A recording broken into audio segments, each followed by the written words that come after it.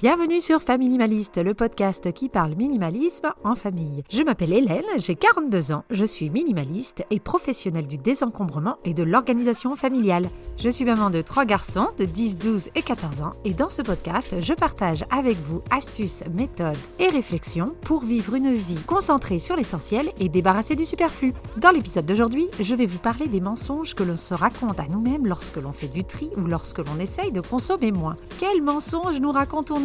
Et pourquoi le faisons-nous ? Mais surtout, comment pouvons-nous arrêter de nous mentir pour aller vers l'avant ? Cet épisode, comme beaucoup d'autres, est accompagné d'une fiche méthode dont vous retrouverez le lien dans la description de l'épisode. Elle récapitule les grands points évoqués dans le podcast, vous permet d'aller plus loin dans votre réflexion sur le sujet et a pour vocation de vous aider à mettre en place les astuces que je partage dans un moment. Allez, c'est parti pour l'épisode du jour.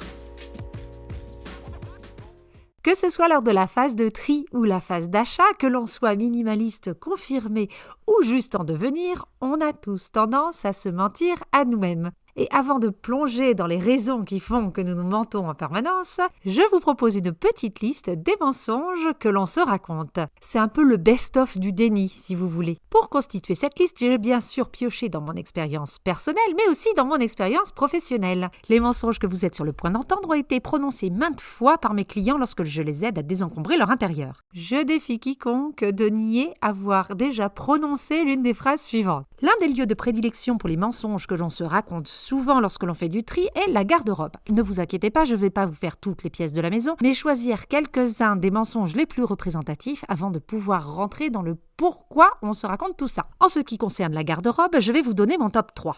Sur la plus petite marche du podium vient le « je vais le réparer ». On tombe sur un chemisier auquel il manque un bouton, sur un pantalon dont on doit faire l'ourlet et au lieu de s'en séparer parce que ça l'a fait un petit bout de temps qu'il traîne dans le placard en l'état, on lance notre premier mensonge « je le réparerai ». Celui-là, c'est un de mes préférés pour 2 raisons. La première, c'est que l'on pense avoir le temps, ou en tout cas prendre le temps pour réparer ce fichu chemisier. Et le deuxième, c'est qu'on pense avoir les connaissances et les compétences en couture qui nous permettent d'avoir un résultat qui serait portable. Oui, et puis il faut bien justifier l'achat de la machine à coudre. Ce double mensonge fait partie de mes best-sellers personnels. Je crois qu'à un moment donné, plus de 15% de ma garde-robe devait être constituée de vêtements à réparer. Et bien sûr, je maintenais l'illusion que j'allais le faire. En deuxième position, nous avons le fameux « je le remettrai un jour ». Ce mensonge est assez coriace car on peut se le dire plusieurs années de suite. On est beaucoup plus sédentaire qu'au moment où on a acheté ce pantalon, depuis on a eu des enfants, on a arrêté de faire du sport, mais on a toujours l'espoir de pouvoir rentrer dedans. Nos corps changent, on ne remplit plus les choses comme on les remplissait avant, mais notre cerveau n'a pas l'air de comprendre le principe et nous fait nous accrocher à un vain espoir. Et enfin, le numéro 1 sur le podium des mensonges que l'on peut se dire lorsque l'on trie notre garde-robe, ce n'est pas forcément le plus utilisé, mais je trouve que c'est le meilleur niveau mauvaise foi, le fameux « ça reviendra peut-être à la mode un jour ». Alors peut-être que le style reviendra à la mode, mais mettons que cela revienne d'ici 20 ans. Il sera dans quel état ton pull ? Et d'ici là, quelle place va-t-il prendre dans ta garde-robe ? Et combien de fois vas-tu devoir répéter ce mensonge dès que tu devras ressortir tes pulls d'hiver ? De toute façon, si j'avais dû garder les vêtements que je portais dans les années 90, je crois que j'aurais du mal à rentrer dedans maintenant. Mais il n'y a pas que dans notre garde-robe que l'on joue au Pinocchio, je vous invite à me rejoindre à la bibliothèque.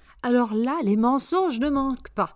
Entre le « mais oui, je vais le relire »,« mais oui, je vais le finir » ou « mais oui, j'ai envie de le commencer, donc gardons-le à tout prix », je vous laisse le choix. Pour beaucoup de personnes, se séparer des livres est la chose la plus difficile, je sais, j'en faisais partie. Je comprends la difficulté, mais je vous rassure, c'est possible. J'ai réussi à réduire ma bibliothèque de façon radicale et je ne m'en porte pas plus mal. Mais pour réussir à vider sa bibliothèque, là, il faut vraiment faire face à ces mensonges. C'est le seul moyen, j'ai cherché plein de techniques différentes, il n'y a que celle-ci qui marche. Je vais rentrer dans le pourquoi nous nous mentons à nous-mêmes dans un instant, mais je crois que vous me voyez venir sur ces raisons. Il y a comme un petit thème ou deux qui se dégagent. Là où on est très fort pour se voiler de la face, c'est pour se faire croire à nous-mêmes que l'on va utiliser quelque chose. Que ce soit lorsque l'on trie, on va vouloir s'accrocher à un objet en pensant pouvoir l'utiliser plus tard, ou lorsque l'on est en phase d'achat, on se fait croire à nous-mêmes que l'on va utiliser tel ou tel objet. Ça rejoint un petit peu ce que je vous racontais dans l'épisode dernier, l'épisode numéro 10 sur les objets au cas où. On le sait quelque part que l'on ne va plus utiliser cette perceuse, ni cette décolleuse à papier peint, et pourtant on la garde en se faisant croire qu'on va tout de même l'utiliser dans le futur. Et là, je ne vous parle pas de mauvaise foi, je parle de croyances dures comme fer. Oui, on va en avoir besoin. Si le cerveau est capable de fabriquer un déni de grossesse, le déni d'utilisation de perceuse, c'est vraiment de la gnognotte pour lui.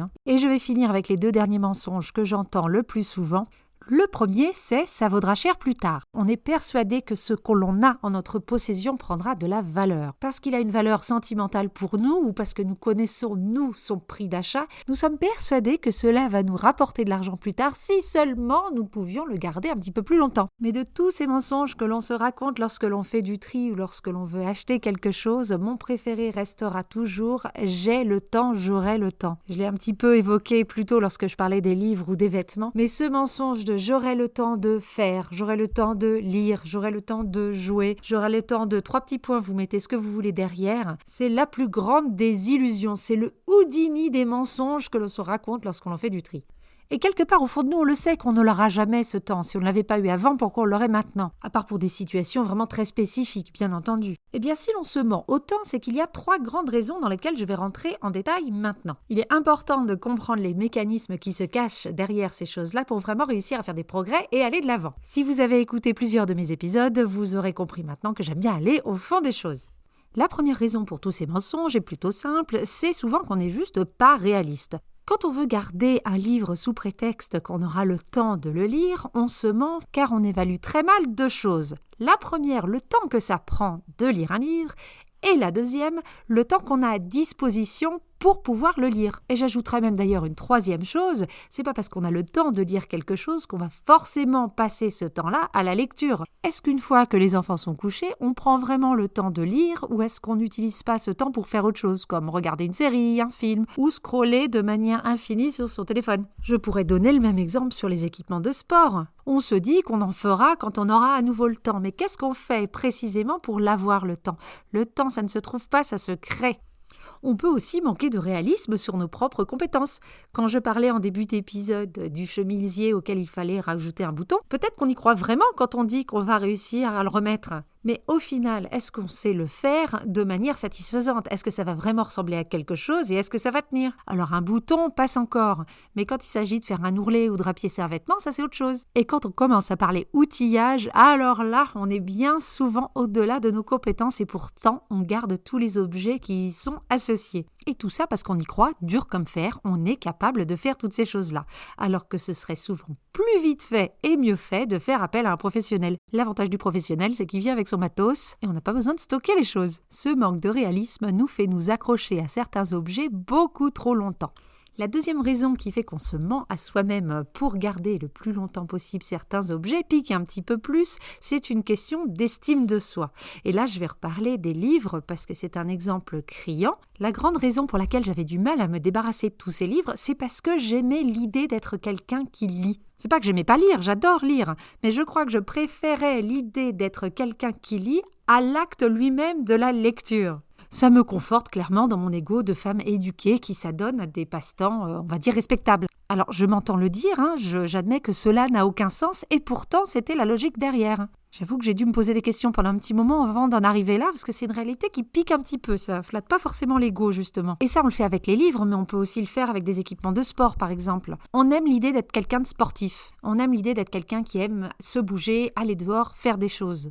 Et si on n'a plus cet équipement avec nous, qu'est-ce que cela veut dire de nous? Quelque part, c'est faire le deuil de qui on aimerait être ou de qui on était. Et ça, on n'est pas forcément prêt à le faire. Alors qu'en plus, notre entourage s'en fout. Clairement, mon mari ne m'a pas épousée pour mon amour de la lecture, ni pour mes performances sportives. En tout cas, s'il l'a fait, il risque d'être très déçu, surtout pour le sport. Et si on parle des vêtements, alors là, oui aussi, l'ego en prend un coup. Mais garder des choses pendant des années parce qu'on espère re-rentrer dedans, ça veut vraiment dire quelque chose pour notre ego. Notre entourage, généralement, n'en a rien à faire que l'on puisse rentrer à nouveau dans tel ou tel pantalon. Mais nous, on peut avoir du mal à l'accepter. Et on peut vite avoir tendance à voir le fait de se débarrasser de tel ou tel vêtement qui nous va plus comme un échec. On n'a pas réussi à re-rentrer dedans. On n'a pas réussi à redevenir la personne qu'on était avant, qu'on avait vraiment envie de retrouver. Et quand on n'arrive pas à faire ce deuil-là, eh bien, on s'y accroche et on garde ces vêtements-là tout en se mentant et en se disant « je vais me reprendre en main et je vais réussir à remettre tout ça ». Sauf que dans ce cas-là précis, c'est une erreur pour 2 raisons. La première, c'est que si on arrive justement à revenir à la taille qui nous paraît idéale dans notre tête, eh bien on aura envie de se faire plaisir peut-être et d'acheter de nouveaux vêtements plutôt que de remettre des vieilleries. Et la deuxième erreur, c'est qu'en attendant, on garde dans notre garde-robe un objet qui nous fait nous sentir coupables à chaque fois qu'on ouvre les portes de la penderie. Il nous rappelle qu'on n'a toujours pas atteint nos objectifs et ça comme message négatif pour commencer la journée, je pense qu'il n'y a pas mieux.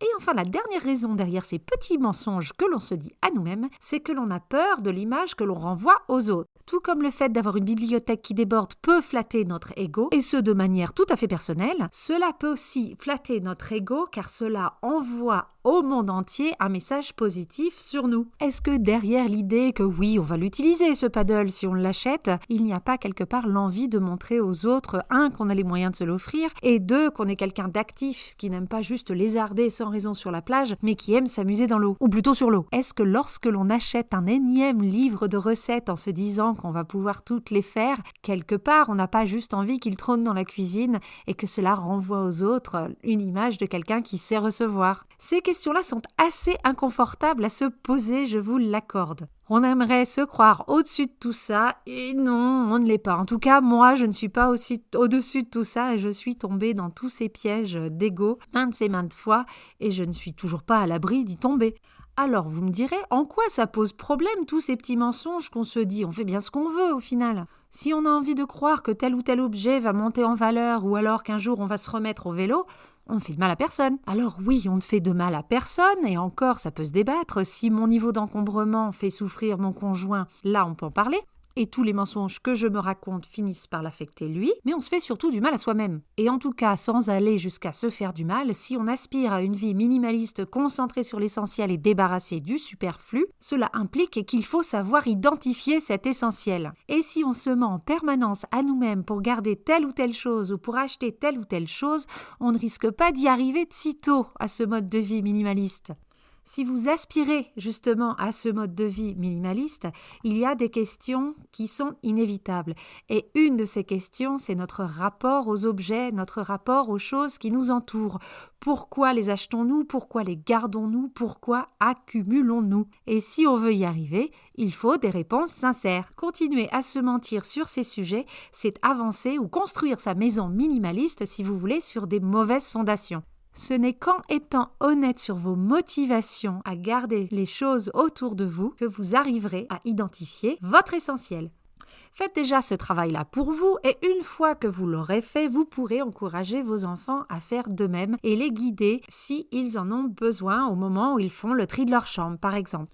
Vous imaginez le service qu'on rend à nos enfants lorsqu'on les fait se questionner ce genre de choses? On leur apprend à se questionner sur leurs besoins et être honnête dans leurs réponses. Alors maintenant qu'on sait tout ça, que c'est important de se confronter à la réalité, comment on fait?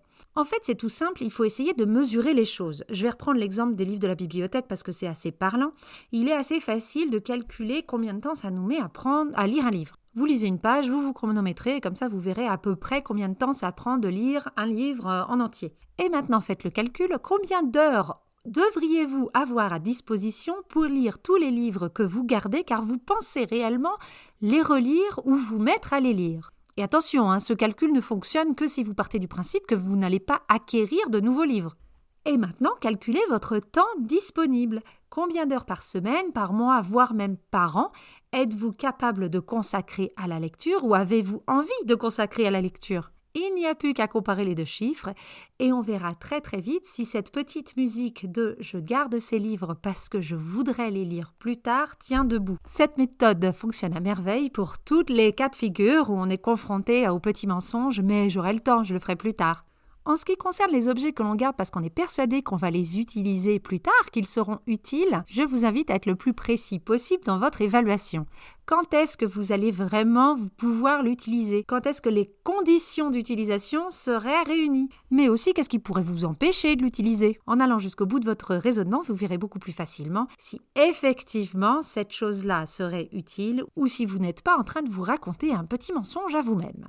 L'arme ultime du minimaliste, sa botte secrète, c'est sa capacité à se poser beaucoup de questions, les bonnes questions, et d'être honnête dans ses réponses. C'est la seule manière d'évaluer vraiment nos besoins et de trouver cet essentiel. C'est le contraire de la solution de facilité. Parce que oui, on se pose toutes ces questions pour chaque objet que l'on a chez nous. Alors oui, ça prend du temps, mais ça vaut tellement le coup. Donc questionnez vos motivations pour garder quelque chose, questionnez vos motivations derrière chaque achat. Au début, c'est un petit peu laborieux et puis après, on rentre dans un mécanisme et ça se fait automatiquement. Arrêter de se mentir à soi-même, c'est donc le premier pas pour une vie concentrée sur l'essentiel et débarrassée du superflu. Voilà pour l'épisode d'aujourd'hui, j'espère qu'il vous aura plu. Si c'est le cas, je vous invite à le partager, mais aussi à le noter dans votre plateforme d'écoute avec des petits cœurs ou des petites étoiles. Et je vous invite surtout à télécharger la fiche méthode qui va avec l'épisode. Si vous voulez échanger avec moi ou obtenir encore plus d'astuces sur le minimalisme, le tri, le désencombrement et sur comment avoir une vie de famille concentrée sur l'essentiel et débarrassée du superflu, vous pouvez me suivre sur les réseaux sociaux ou bien sur la page Instagram du podcast ou alors sur ma page Instagram professionnelle famille.o.suisse. Je vous mets en description tous ces liens. Je vous dis à la semaine prochaine et en attendant, n'oubliez pas, vivre avec moins, c'est vivre avec mieux.